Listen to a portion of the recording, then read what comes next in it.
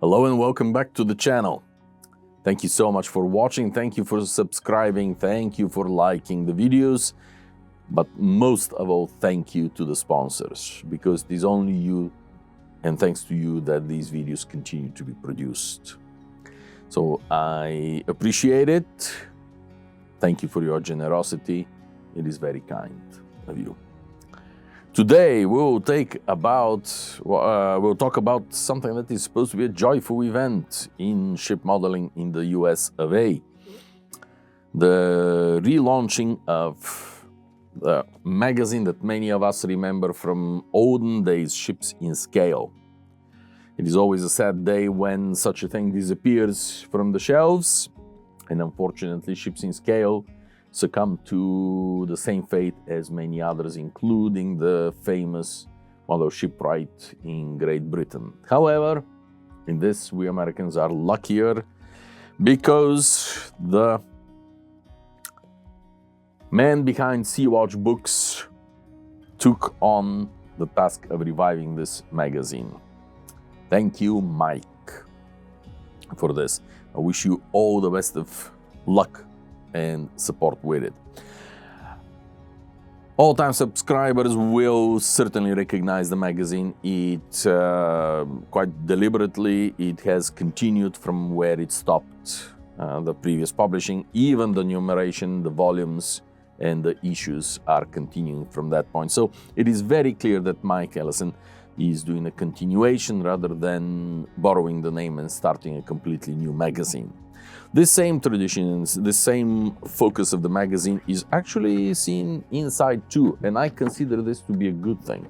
To me, this is a positive development, that it is a continuation and not something entirely new. Even the arrangement, even the layout of the magazine will be recognizable to those of us who used to subscribe to Ships in Scale when Dr. Feldman, I believe, late Dr. Feldman nowadays, held the magazine, created it.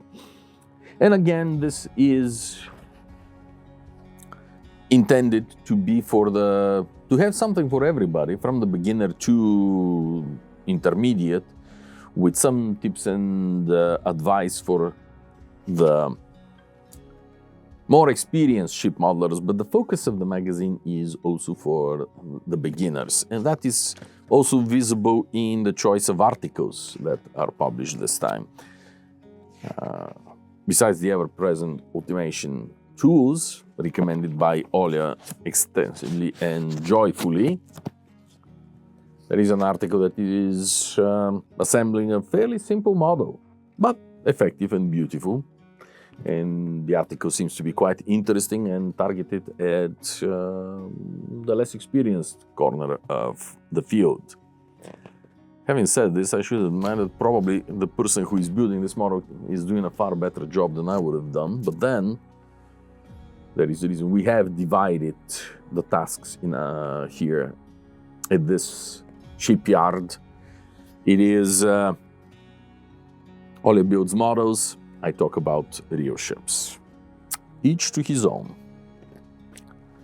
And so yes, this is a beginner article, and I find it quite interesting. But then there are some other, well, the journal is definitely not dedicated only to sailing ships, which to me is a disappointment, but I recognize that after all I am a minority, and there are perfectly legitimate interests in other periods and types of vessels, even if I refuse to recognize them as viable option.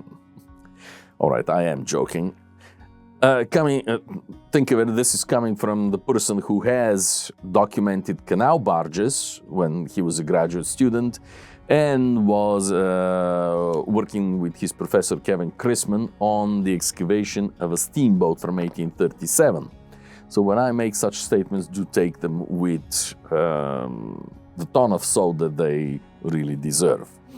But it is true that I'm mostly interested in sailing ships, as I think everybody has already noticed. Then there is a very appropriate modern type article in the, I suppose, the 21st century, slowly making its way into ship modeling, namely using 3D printing and computer-assisted design for some aspects, the more repetitive aspects or the more complicated, like carvings. So theoretically, at least, you no longer need to be a master carver to be able to produce at least somewhat passable imitations of the carvings that decorated the Rio ships, that are the only worthy aspect of modeling, of course. More seriously, yeah, it is amazing how much this technology has moved forward and how clean and nice a product they produce. But, and here I am betraying just how incredibly old I am. Having spoken about this, the truth of the matter is that, in my humble opinion, nothing compares with the real, proper, hand-carved. Mr. Kapinos from Ukraine does beautiful carvings for models that can be bought, but for the less patient or less talented, first and foremost, that would be me, 3D printing is certainly an option. Then there is an article on the minor warships by Ian McLaughlin, and I deeply admire his book. It is one of my very valued possessions on my shelves, and this article is not disappointing at all, just as his book was an excellent value.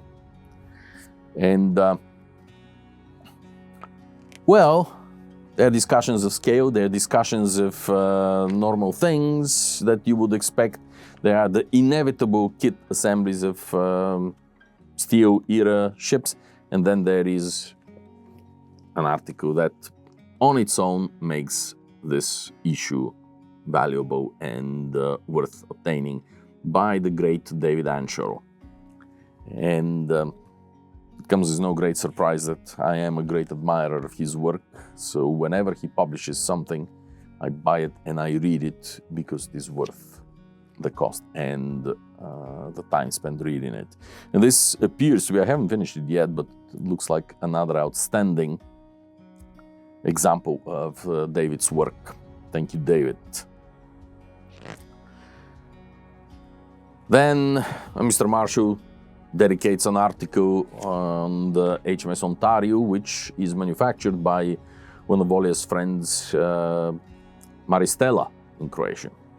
And many of the viewers of her channel have seen quite a few models that she's working on that were manufactured by Maristela.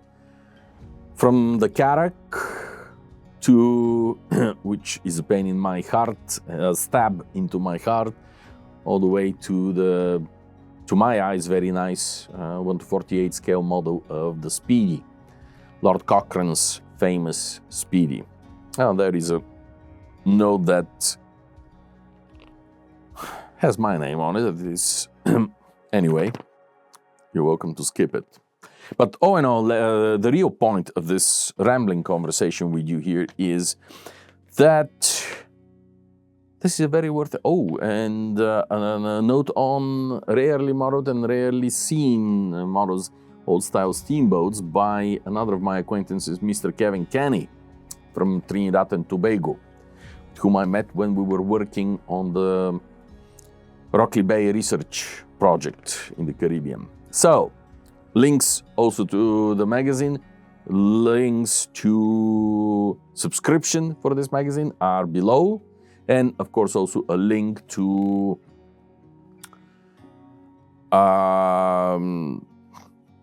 Mr. Kenny's channel also, of course. And now I will put a question to you folks, and I hope that you will support me in this, because otherwise I'll simply block you from the channel. But more seriously, I've been trying to persuade Olia to sit down and write articles for Ships in Scale. And I recognize her hesitation about it, but comment below. What do you think? Should she start doing the odd article now and then on some of the models that she's working on? on her techniques, on specific aspects of the models, or even full-blown ship modeling reports. I think that would be a good plan. But so far, I have miserably failed to browbeat her into this. She managed to browbeat me into creating a channel, but I haven't yet browbeaten her into writing. So I depend on your help.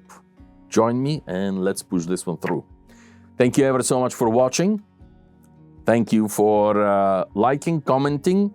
I am looking forward to the comments, especially since Oля definitely reads them. So help me browbeat her into this.